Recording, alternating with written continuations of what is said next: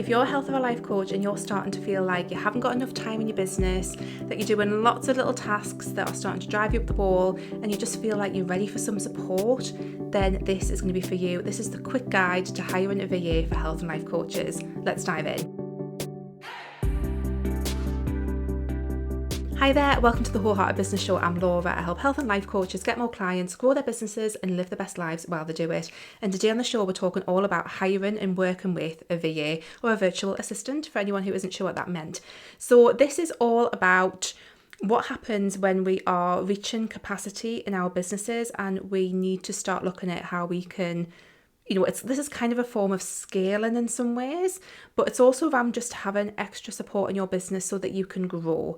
And working with a virtual assistant can be a massive game changer, but there's also a bit of a learning curve with it. So I wanted to share some of the things that I've learned from working with a VA. I've been working with VAs probably since about 2016, I think is when I first started working with someone, so for quite a long time. And I've picked up lots of tips for me in my business. I did work with a VA when I was a health coach as well, that I want to share today to help you if you are at that stage in your business where you feel ready, you've got the budget there to invest in working with someone and bringing someone else into your little team, which can be really, really exciting. And just to say, when you're at that stage of business, it can just feel so exciting. It's like, you're doing it, the business is where you want it to be, like it's growing. It's a really, really good feeling when you are ready to invest in bringing someone else in to support you in it. So why specifically might you want to bring a VA in? I think there's a few different reasons. The first one, as I've kind of alluded to, is time. Sometimes we just run out of time in the business and we need someone else to do some of the tasks that make sense for us so that we have more time to focus on other tasks in the business that might be more profitable or that might help us grow. So that's the first reason we might want to work with a VA. Another one is around tech expertise. So a lot of people work with VAs because they have knowledge and expertise around certain tech systems and certain things that they can use that they themselves don't. And again, that can be massively valuable. A VA can often do something in 10 minutes that would take you 2 hours. And that's not to be disparaging to yourself. It's just because they use that tech all of the time. So they're much, much quicker. And therefore it makes the value of what they can give you in your business so much more profound. So sometimes just having someone on hand to help with tech can be really, really useful. Also customer service as well. So if you find that you are starting to struggle with managing your customer service, and this might be if you're selling more products and digital offers and things like that, or you're working with a wider volume of people, then bringing someone in to help with customer service can really help. It means that people are going to get better customer service. Perhaps it takes a bit of pressure off you to be available so much, and that can just be really, really useful too. There's also loads of other reasons why you might want to work with a VA. Definitely not exhaustive list. There can be all sorts of different things, but basically it's about someone taking something off of you, some load off you, some tasks off you, or even doing stuff that you're not yet doing that would be useful to do to help your business grow. Sometimes it's that as well. So a first step, if you're starting to consider this, is to really look at the business as it is now and look at all of the jobs that you're doing in the business and really ask yourself, is the stuff in there that I could hand over to someone else that would not impact the result in anything other than a positive way? Because often what happens is there's things that we are doing ourselves in our business that actually a VA could do better, but there'll be things as well that they can do just as well as us. We don't necessarily want to hand over things to someone, a VA, where their result will not be as good as what it is that we are doing. So I think the magic sweet spot is to find those tasks where by handing them over to someone else, the result will be quicker, it will be better quality, or at least the same quality as if you were doing it, and it will take some kind of headspace pressure off of you. So those are some really good things to start looking at in the business. There might also be things that you know that you want to do in the business or that need doing in the business that just simply aren't getting done right now because you don't have the capacity to do them. So that's another thing. It might not actually be something that's already going on, but something that you know you want to have done that you want to hand over to someone too, and making a list of what those are, what those might look like on a weekly, monthly basis. That can be really helpful when it comes to making decisions, and just having a really clear look at what that is really useful before you get to the stage of starting to look at actually hiring a VA. Another part of this might actually just be tracking your time and looking at how you're spending your time in the business. I've spoken about this recently because I've been tracking my time in the business. It's been really eye-opening to see where I spend a lot of my time and, is that the best use of my time? But just tracking your time, I've just been using a really simple Google Doc to track mine, or you could be using a tool like Toggle. There's different ones where you can set it so you can hit little buttons when you switch tasks and things like that.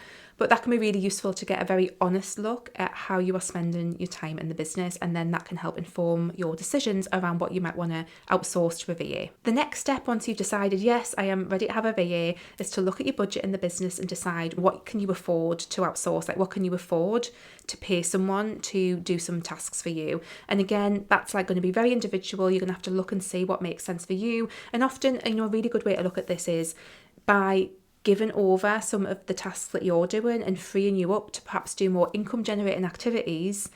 Would you see the return on investment from that? That's a really simple way of looking at it. Like, what kind of return on investment could you get from that? If you can meet that, then that's a really great indicator that it's a good time to get a VA. So if you know that you might spend £200 a month on a VA, but you know that through the time that you're going to have freed up to pay for that, you're going to be able to make £2,000 extra in your business, it's a no-brainer decision. So just looking at that can make a lot of sense and really help you through the process of understanding how a VA might help you. And then at this stage, I think you've got a couple of options. You can write an actual kind of job advert if you like. I did this in my business when I started working with my most recent VA, Jem, who was amazing. I will link to her stuff if anyone wants to go and check Jem out. But I wrote a job advert. I kind of detailed down what tasks I want people to do, what tech systems I used. I think this is really important because you want a VA who is familiar with all of the tech that you use. Even if they might not necessarily be doing tasks in it, it's going to be handy to know that they know how to use it. So I wanted someone who was really familiar with all the tech that I used, and just detailed out like what is involved in this role. And I think this is really important because I think where sometimes people go a little bit wrong with working with a VA is they either expect the VA to do way above like what it is that they are there for and what they're skilled for and what they say that they do, or they just kind of end up like not directing them enough. I'm going to talk about this in a second. So having that job description to come back to can be really, really useful, whether you end up actually using it publicly or not. Once you've got that in place, or like I say, you might just have that privately and keep that for you, it's then about going out and starting to find potential VAs. I always think it's a good idea to have like a conversation, have a chat with people. You might want to get some referrals from people. Like Facebook groups, businessy Facebook groups are a great place to get referrals and recommendations for VAs.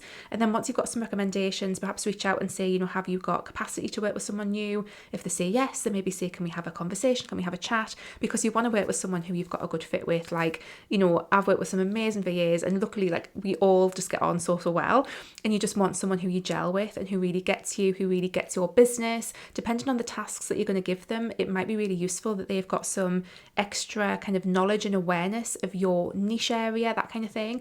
But have those conversations with them. What some people do is they get their VAs to undertake like a practice kind of project. This is not something that I've done, but some people will do this, and they will pay them for their time, but they will have them do a practice project so that they can see the quality of their work. And that's totally fine if that's something that you want to do. For example, if you were hiring a VA who you wanted to also write content for you or create content for you, which some people do, and again, this is where we have to be really careful about what the role of the VA is, you might ask them to do that, and I think it's very appropriate to pay them for the time to do that, the practice, and then you can decide based on the results that they give you whether or not you want to go ahead and work with them over a longer period of time. So those are just some things to think about. And again, I would have like a little kind of interview stage. And then let's say that you do decide who it is that you're going to work with. Obviously, you want to be asking them for how much it is that they charge. Most VAs will charge a hourly rate. Often they will discount that hourly rate if you are in a contract with them where you are paying them recurringly each month for a certain number of hours.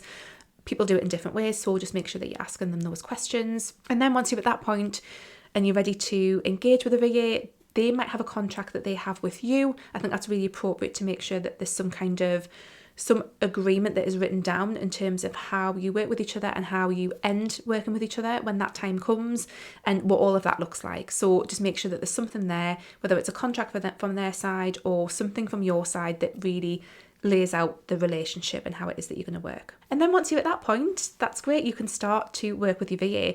Now, often there is a little bit of a learning curve, or there's a bit of a kind of getting to know each other period where you're kind of figuring out like, okay, so how do I get the best out of working with this person, and how for them, how do they get the best out of working with you? And often that is a bit of an adjustment period, and sometimes you might work with someone and it might just not be working out, and it might be the time to say like, this isn't working out and I'm going to move on and work with someone else, and that's okay. Like, again, you might want to look at that like a trial period in that initial contract or working agreement so that you've got that option to do that. So that can be really helpful from that point of view. And then really it is, like I say, it's about kind of figuring out like, how are you going to work together? So I've worked with lots of different VAs over the years. The way that I work with my current VA is really, really helpful. She has a system that she uses for like login tasks and login to-dos.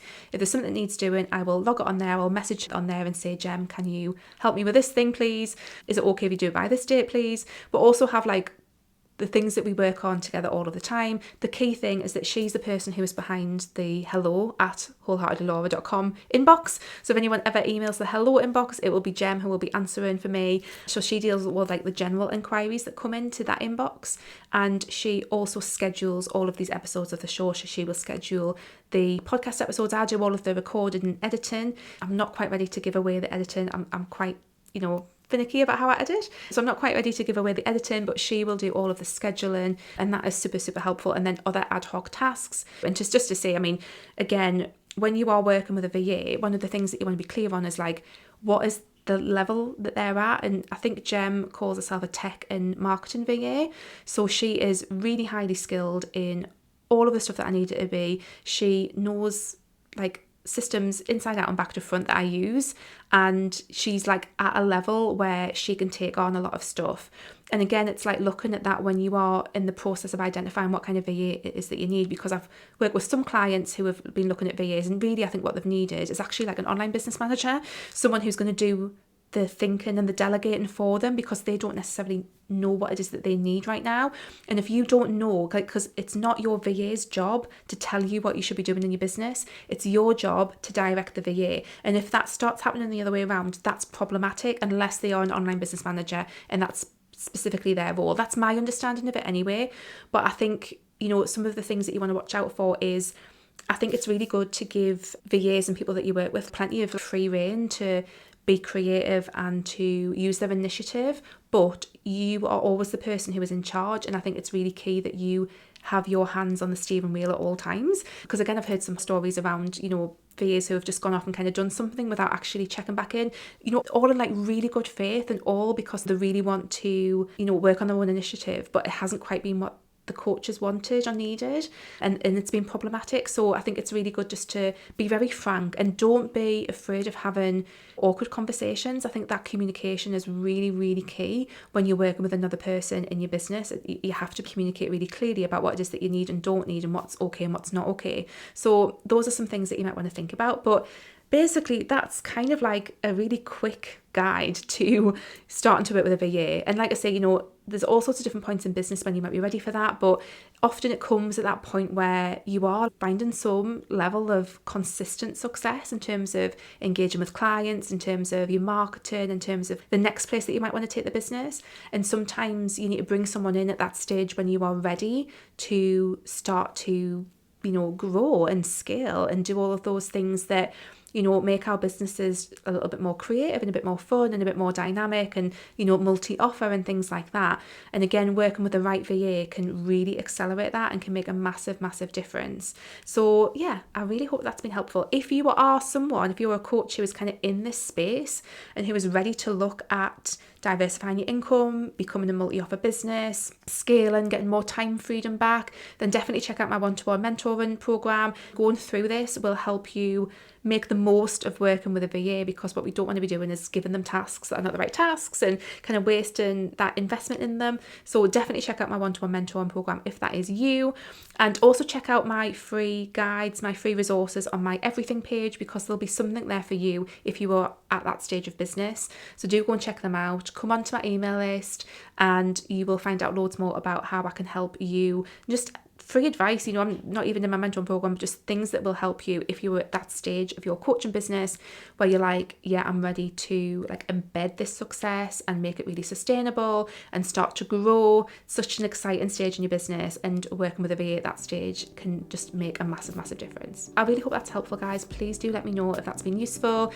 Give me a like and subscribe, leave me a comment, let me know if you work with a VA now. If you are a VA, more than happy for you guys to share your links below. That's awesome.